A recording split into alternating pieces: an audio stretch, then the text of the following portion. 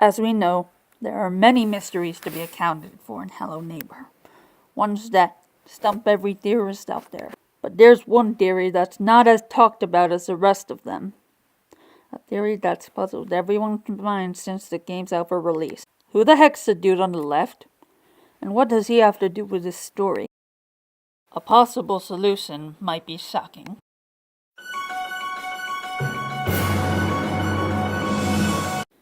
So let's start off with the protagonist, aka the character that we use to go into the house. That's 2 stories high.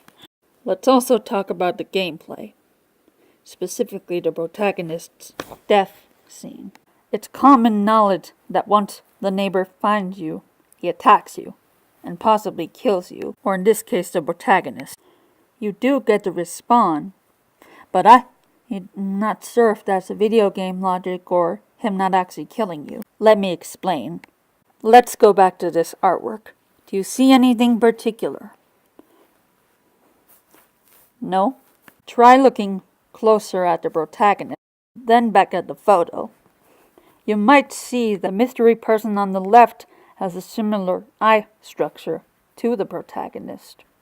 So what if, maybe, the neighbor and the mystery man were once in love, but the mystery man fell in love with possibly the protagonist's mother, and the neighbor was so distraught that he moved far away so he could have some peace and quiet after that whole thing happened. The evidence isn't that plentiful, but it can reinforce some possible points that I just made.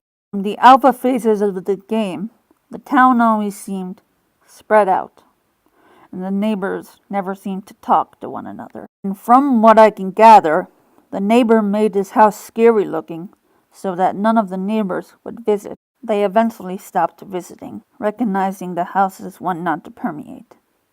All except the protagonist, who wouldn't let the size of the house intimidate him to the point where he would stay away.